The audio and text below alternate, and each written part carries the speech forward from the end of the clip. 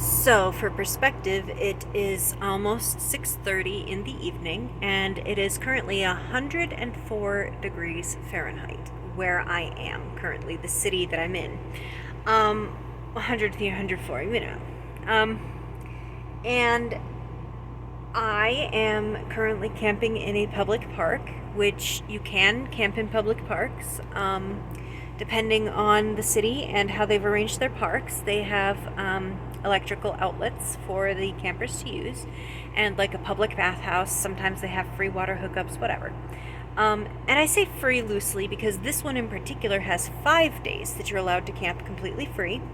And then they ask for a suggested donation, but it's not required.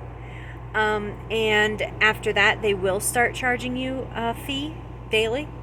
But it won't be a lot because it's a public park. You know, they don't have much control over who actually goes here and whatnot. And I am sunburned. Ugh, I hate this. Anyway, so without this electricity, my cats and I would be in danger of heat exhaustion, heat stroke, and death. Because it is still mid to upper 80s in here with the air conditioner going as hard as it can go. Like, it is, the settings are on full cold, full fan, full everything. It is going as hard as it can go to try and keep it as cool in here as it can. And it's comfortable. You know, I'm in a tank top and shorts and I'm comfortable. But if it gets much hotter, it probably won't help. I mean, it'll be survivable, but it won't be comfortable. But without electricity, I don't think I would survive. It's too hot here to survive. And I cannot just drive to colder climates because A, gas is expensive, and B, my leaf springs have sprung. Yeah, the front part of my leaf springs curve downward, which is very, very bad. It means they're not doing their job properly, and a snapped leaf spring can jet out with 45 pounds of force, which is enough to definitely snap multiple people's necks if it hits them in the head. So if it snaps back upward, like I think it will, if part of it falls, which the roller part that is supposed to flex looks like it's about to fall off the end of the bent down leaf spring. If that happens, the leaf spring itself will most likely flop upward and punch a hole in my floor upwards. So there's a good chance that my camper will be nearly completely destroyed because it's balanced like right there. And the place that could help doesn't open up till Monday, so I'm going to have to be very careful not to shake my camper too much because I don't want to shake that rolling part off the end of the leaf spring because that would be extremely bad.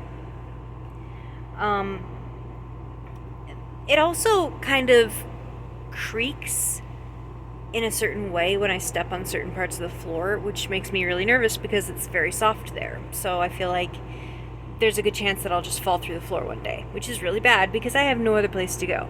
Literally no other place. Nobody else can take me in. No other housing program can take me in. I was called by a housing program in the middle of Vermont, but I'm already in South Dakota, already changed my address, already drove out here, everything.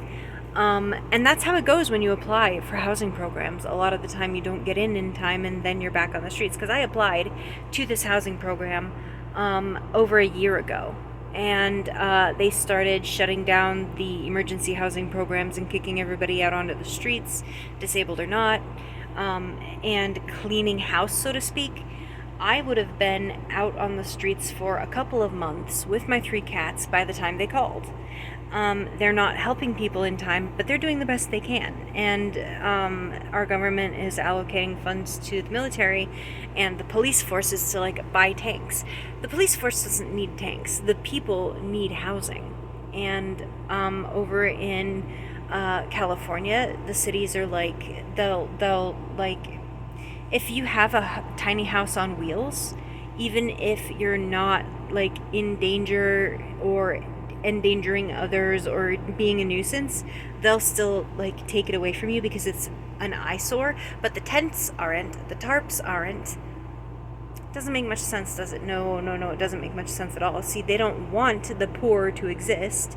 They don't want the homeless to exist, so what they're doing is trying to eradicate us.